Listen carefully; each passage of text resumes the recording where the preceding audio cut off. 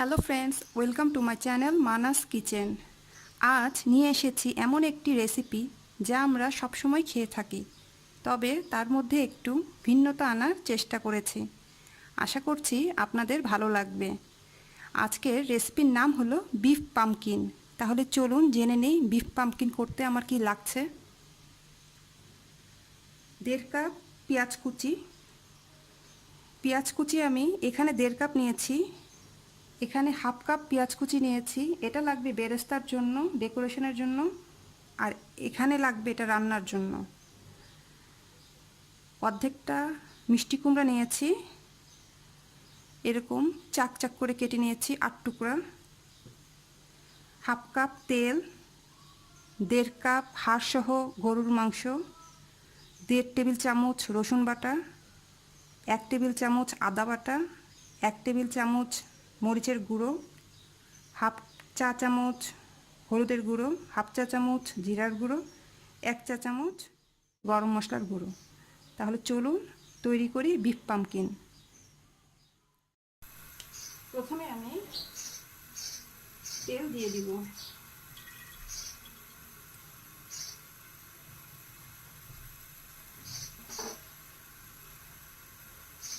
পেঁয়াজটা দিয়ে দিব।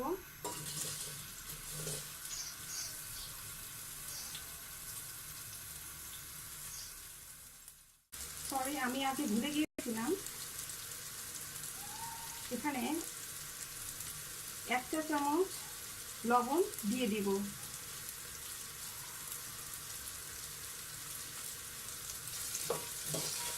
লবণটা কেউ কম বেশি খায়, যারা মনে করবেন লবণটা আরেকটু লাগবে তারা আরেকটু দিয়ে নিতে পারেন।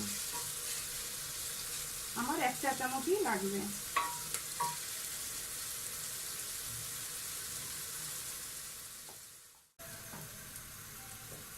পেঁয়াজটা আমার ভাজা ভাজা হয়ে গিয়েছে।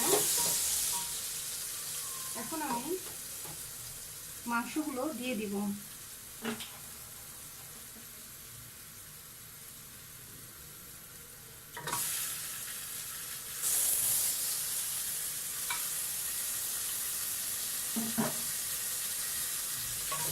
পেঁয়াজের সাথে এটা ভাজতে থাকবো।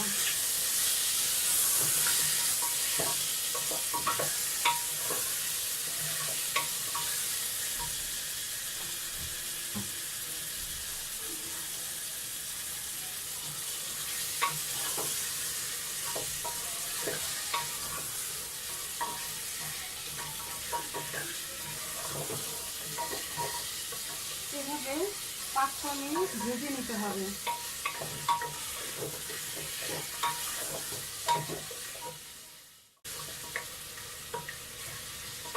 5 মিনিট ভাজার পর যত মশলা আছে সব দিয়ে দিব।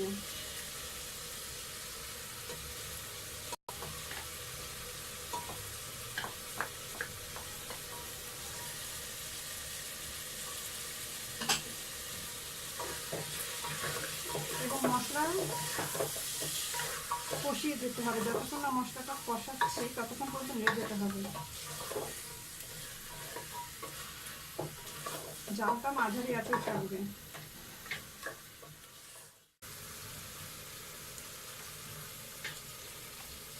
এক পাশে আমার মাংস কষাচ্ছি, আর এক পাশে আমি পেঁয়াজ বেরেস্তা করে নেব।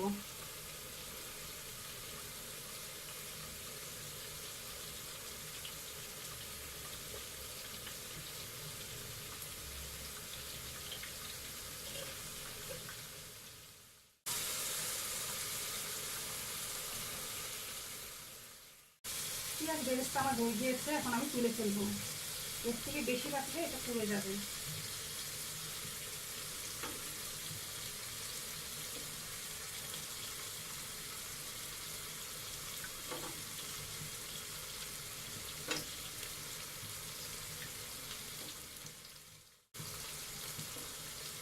এখন আমি এই তেলেই মিষ্টি কুমড়াগুলো হালকা ভেজে নেব। আমি এগুলো একটু ভেজে নেব মিষ্টি কুমড়াগুলো।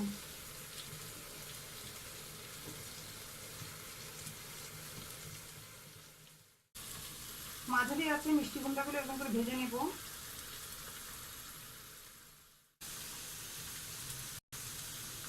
ম্যাক্সিমাম 3 থেকে 4 মিনিট ভাজলেই এটা হয়ে যাবে। এখন এগুলো তুলে ফেলবো।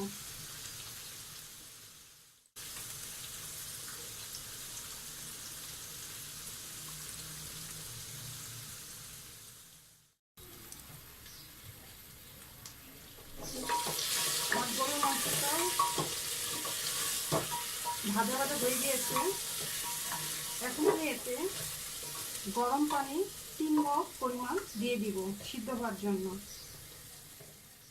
মাংসটা প্রায় 7 থেকে 8 মিনিট এভাবে মশলা দিয়ে ভাজা লাগবে। ভাজার পর পানিটা দেওয়া লাগবে। এখানে আমি গরম পানি দিচ্ছি 1 মগ,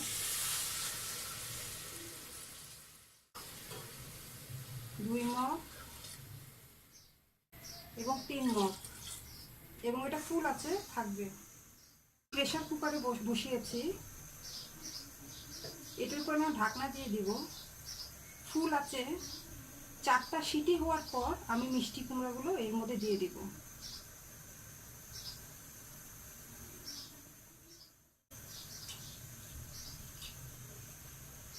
আমি এটা লাগিয়ে দিচ্ছি এবং 4টা সিটি হওয়া পর্যন্ত ওয়েট করছি। ফিরে আসছি 4 সিটি হওয়ার পর।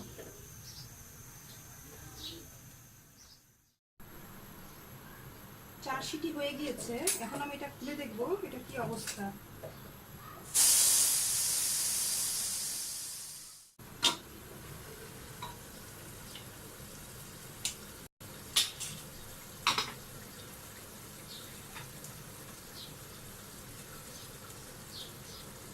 দেখুন 4 সিটিতে আমি যে 3 কাপ পানি দিয়েছিলাম সম্পূর্ণটাই টেনে গেছে। এখন চেক করব মাংসটা সিদ্ধ হয়েছে কিনা। হ্যাঁ, মাংস সিদ্ধ হয়ে গিয়েছে। এখন আমি এই মিষ্টি কুমড়োগুলো একে একে দিয়ে দিব। আরও আমি 15 থেকে 20 মিনিট এটা দমে রাখবো এবং সেই দমেই এই মিষ্টি কুমড়োগুলো বাকিটা সিদ্ধ হয়ে যাবে।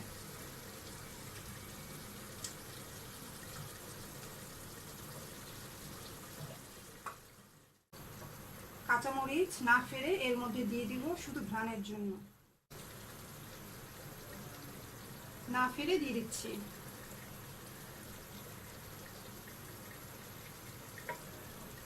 এই সময়টায় লবণটা একটু চেক করে দেখবেন লবণ লাগবে কিনা। যদি লাগে এই সময় দিয়ে দিবেন। এখন আমি এটা দমে রাখবো।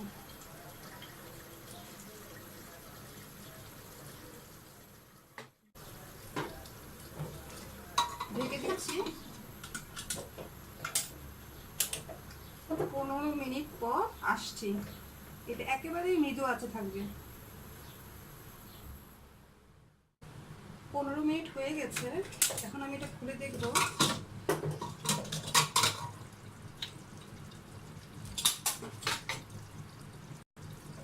দেখুন দমে মিষ্টি কুমড়োটা সিদ্ধ হয়ে গেছে। এটা এখন আমি একটা ডিশে উঠিয়ে ফেলবো। হয়ে গেল আমার বিফ পামকিন। এর উপরে এখন আমি কিছু বেরেস্তা দিয়ে দিব। এটা আপনারা লুচি, পরোটা অথবা সাদা ভাতের সাথেও খেয়ে মজা পাবেন। আর আমি এখানে কিছু মিষ্টি কুমড়ার বিচি ভেজেছিলাম। এটা একেবারে অপশনাল। এটা শুধু আমি একটু দেখতে সুন্দর লাগবে এই জন্য দিয়ে দিলাম। এটা খেতেও মজা। যারা এটা পছন্দ করবেন না এটা না দিলেও হবে। আমার কিন্তু এটা খুবই ভালো লাগে, মচমচ করে খেতে।